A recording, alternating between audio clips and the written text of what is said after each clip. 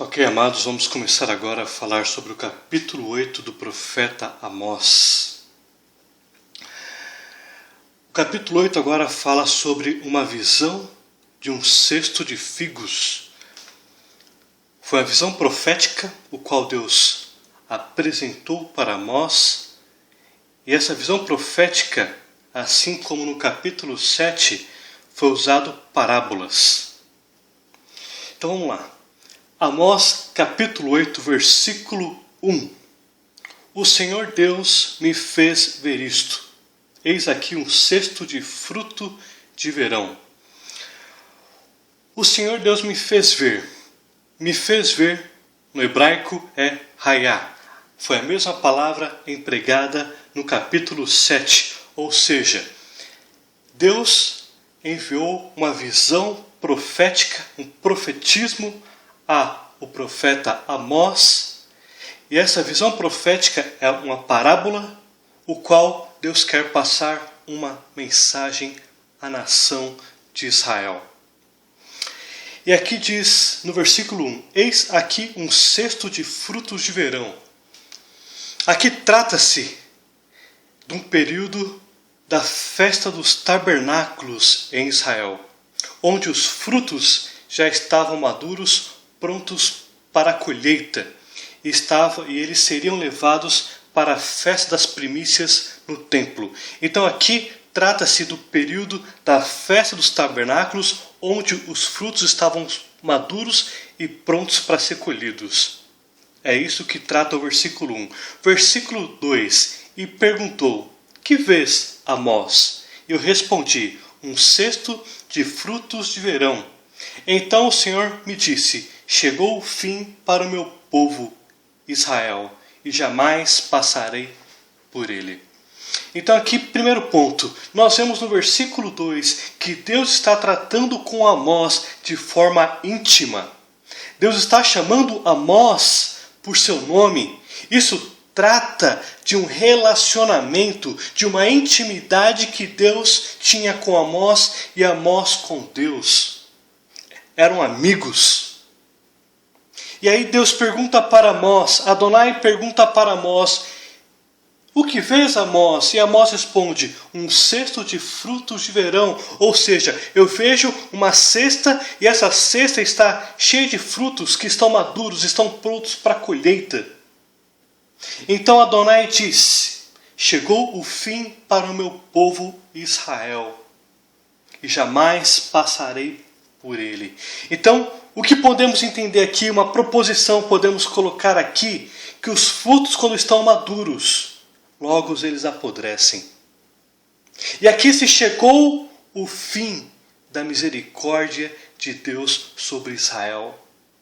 Deus usou todos os meios para trazer a nação ao arrependimento. Deus usou a lei, Deus usou profeta, Deus chamou o povo ao arrependimento, Deus chamou os líderes ao arrependimento, Deus chamou os ricos, os pobres, todas as classes ao arrependimento. Deus usou inúmeros meios para chamar todos os povos ao arrependimento de Israel. Mas não houve arrependimento.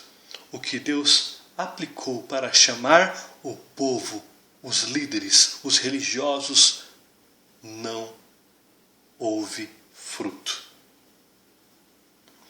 E aqui a palavra jamais passarei por ele. Para mim, esse versículo tem um sentido errôneo, porque dá a entender muitas coisas sobre esse jamais passarei. Então, para mim, pode se tornar um versículo antissemita. O sentido real dessa palavra, desse trecho, jamais passarei por ele, quer dizer o seguinte, eu não me esquecerei de suas ofensas.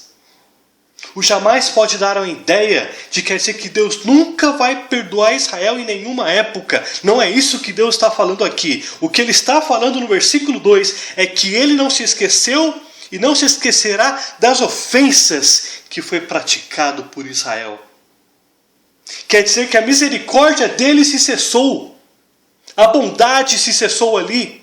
Por quê? Porque ele chamou o povo ao arrependimento através do profeta Amós. Também usou o profeta Oséias, atuavam no mesmo período, um no Reino do Norte e outro no Reino do Sul. Deus está dizendo o seguinte: chegou o fim, eu já não aguento mais tanta injustiça, tanta calamidade contra os pobres. A minha misericórdia se cessa aqui. Os frutos bons, maduros, agora se apodrecerão. Mas os cânticos do templo naquele dia serão uivos, diz o Senhor Deus. Multiplicar-se-ão os cadáveres, em todos os lugares serão lançados fora. Silêncio. Silêncio. Versículo 3 está dizendo o seguinte, que a música, ela acompanha a cultura e o momento da nação. A música e a cultura andam junto com a nação. E aqui está dizendo que a música agora não seria mais uma música alegre como nós vimos muitas vezes. Ela não seria mais música de festas, de comidas, de bebidas. Agora a música estaria acompanhando a nação, só que com músicas fúnebres, com músicas que denotariam tristeza, morte, sofrimento. Não haveria mais músicas de alegria, e sim de tristeza e de morte. Multiplicar-se-ão os cadáveres. Agora a colheita não seria mais frutos maduros de verão. Agora a colheita seria de cadáveres. Haveria cadáveres em todos os lugares, de forma que eles seriam lançados para vários lugares. Não haveria tempo de enterrar os cadáveres, de tantos cadáveres que haveria. E no final do versículo 3 diz que silêncio. Haveria silêncio nos velórios, nos funerais. O silêncio seria a música. Os mortos seriam enterrados em silêncio. As ruas estariam em silêncio, os cadáveres. As casas ficariam em silêncio. Versículo 4. Ouve isto, vós que tendes gana contra o necessitado, e destruir os miseráveis da terra. Uma versão melhor de traduzir tendes gana seria: vós que quereis tragar os necessitados. O hebraico destruir quer dizer vocês que querem eliminar com os pobres, vocês que querem fuzilar os pobres. Então tendes ganas, vocês querem tragar os necessitados e querem eliminar os pobres. Vocês mesmos. Versículo 5. E dizem: quando passará a lua nova para vendermos o grão? E o sábado para abrirmos os celeiros de trigo? Diminuindo o efa e aumentando o ciclo e procedendo dolosamente com balanças enganosas? No versículo 5 trata-se da lua nova. A lua nova no hebraico quer dizer o seguinte: Rosh Kadesh. Era o primeiro dia de cada mês onde era proibido trabalhar. E tem o sabá, que também não poderia trabalhar. Era um dia de descanso.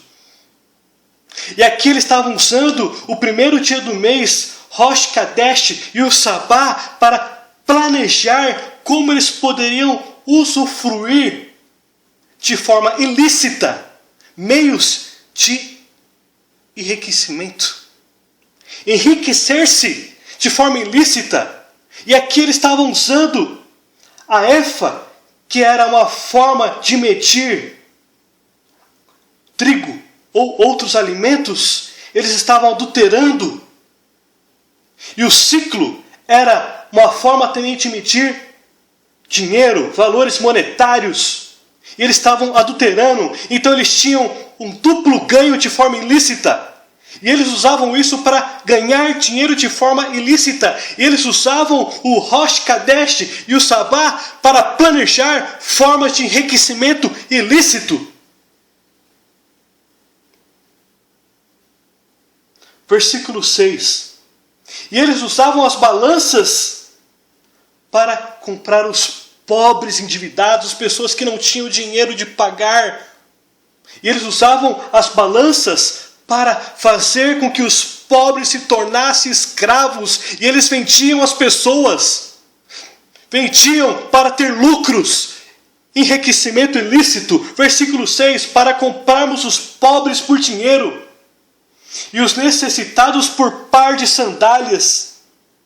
E vendemos o refúgio do trigo. E aí chegou também o momento que eles estavam vendendo os necessitados por um par de sandália. Não tinha valor humano mais. E também diz no final do versículo 3, e vendemos o refúgio do trigo. Eles pegavam o resto que não tinha valor alimentício do trigo, que não tinha, era tão fino, que passava pela peneira, não tinha valor, não tinha nutrientes, não tinha nada, era usado para os animais, é o farelo. Isso era usado para os animais, eles usavam isso também, juntava-se ao trigo, para poder vender mais.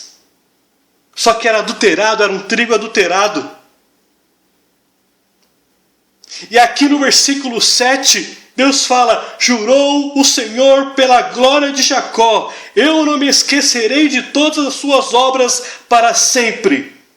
Deus está agora jurando, assim como nós vimos em outros capítulos, que é o Shavai no hebraico, é uma promessa seguida de juramento. Se fosse só uma promessa, seria aplicado somente naquele período, naquele lugar. Só que é uma promessa seguida de juramento. Esse juramento passaria por todas as eras.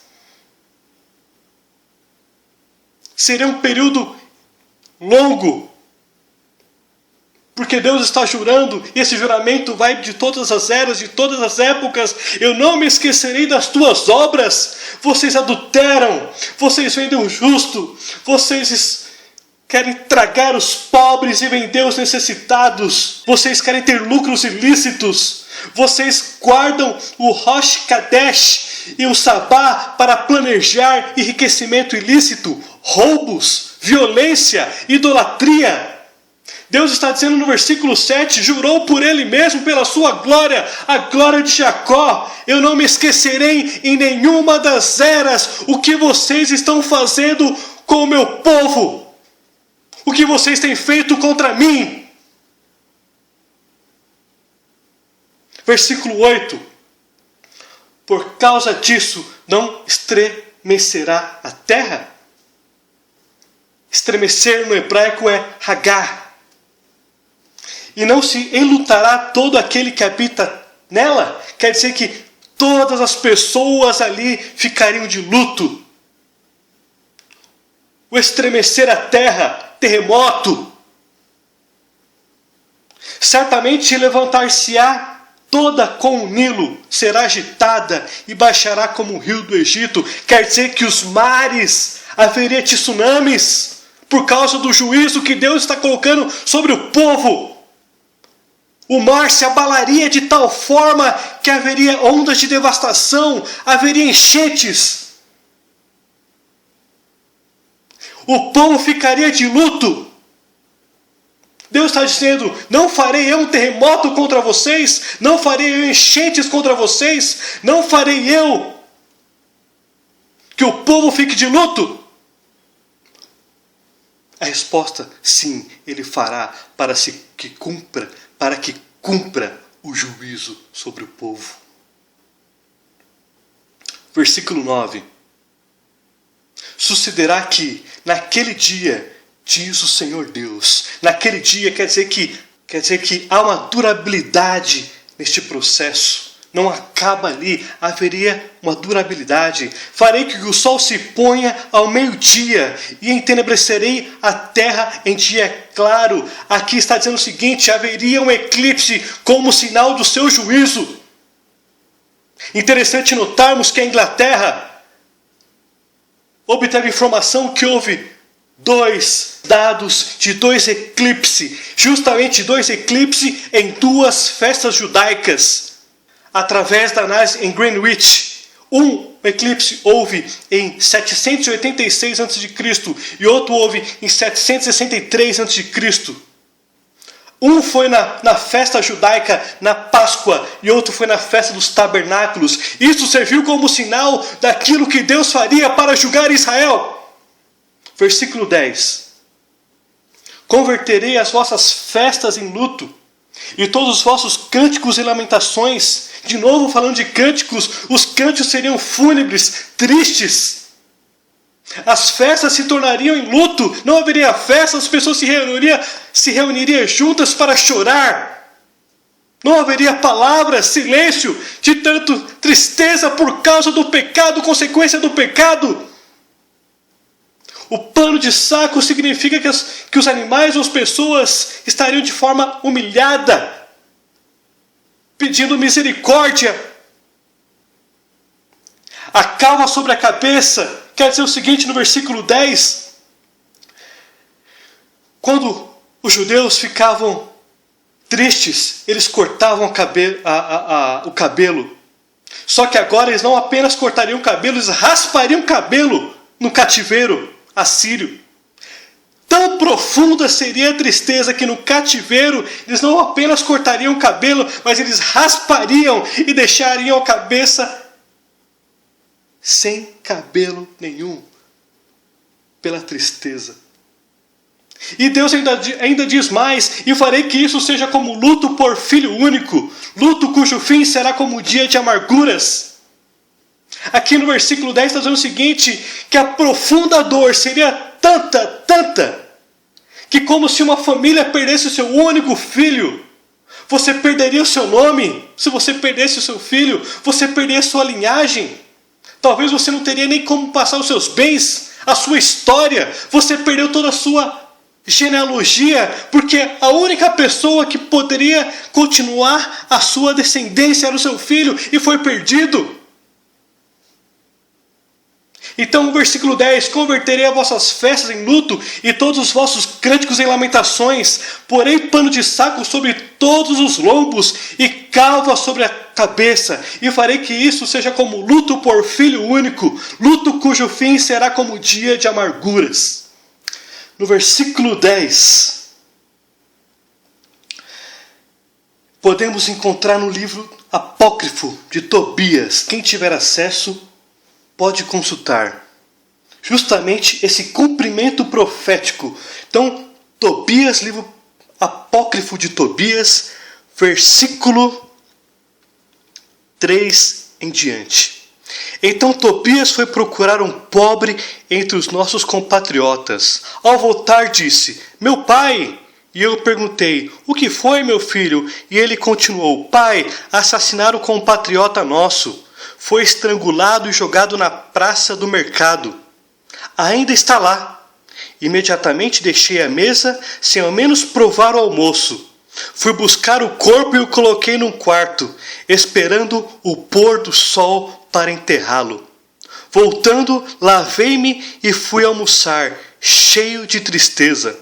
Lembrando-me das palavras que o profeta Amós disse contra Betel: as vossas festas de vocês vão se transformar em luto, e seus cânticos alegres em lamentações.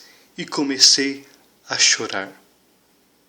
Logo que o sol se pôs, saí de casa, fiz uma cova e enterrei o corpo.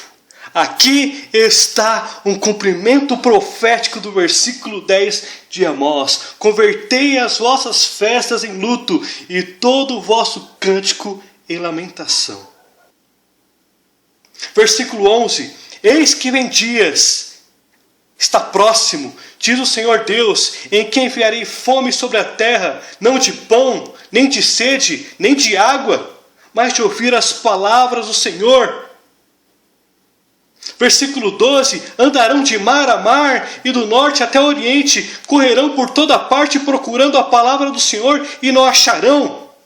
A palavra andar no hebraico é nuiá, como eu falei em alguns capítulos anteriores. Nuiá no hebraico quer dizer andar desorientado. Lá quando eu empreguei esse contexto hebraico, as pessoas procuravam por água, elas iam de uma cidade a outra por água. Agora aqui a água é a palavra de Deus. As pessoas estão procurando desesperadamente pela palavra de Deus, pela palavra de Adonai Jeová, e não conseguem encontrar. Deus estava dizendo o seguinte: neste momento eu não enviarei mais minha palavra para vocês, porque vocês pecaram contra mim. Mandei profetas e vocês não se arrependeram. Agora eu vou tirar a minha palavra de vocês. Vocês clamarão pela minha palavra, mas eu não darei a vocês. As pessoas procurarão qual o sentido, quando esse sofrimento vai acabar, o que vai acontecer com a minha vida, o que vai acontecer com Israel, o que vai acontecer com a nação, até quando continuarei escravo. As pessoas procurarão e não encontrarão.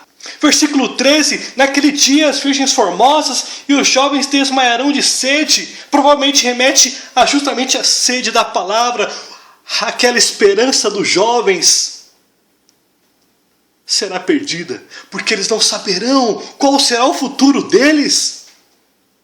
Neste momento de invasão dos assírios, eles estarão perdidos. O que vai acontecer conosco? Como? Qual será o nosso fim?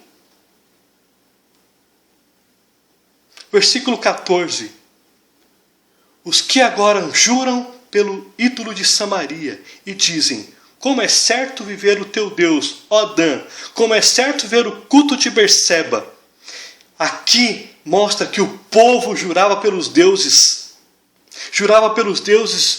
de Dan, pelo culto de Berseba. Eles usavam juramento aos deuses pagãos, aos deuses. E Deus disse: não jureis por ninguém, nem pelos céus, nem pela terra, apenas por mim, assim como vive o Senhor. E não jureis em vão. E aqui eles estavam jurando por ídolos. E Deus está dizendo o seguinte: vocês que juram em nome dos deuses, vocês cairão e jamais se levantarão. O cumprimento profético desse versículo começou com a invasão do cativeiro assírio. E esse cumprimento total será na segunda vinda do nosso Senhor e Messias, Mashiach, Yeshua HaMashiach, onde, por fim, se cessará a idolatria e onde Yeshua HaMashiach, o Mashiach, reinará em paz com os crentes, com os judeus crentes, com os gentios crentes, onde ele estabelecerá o seu reino em Jerusalém. E neste reino, os judeus liderarão os gentios. E assim termina o capítulo 8 de Amós. Baruch atah Adonai Eloheinu. Amém.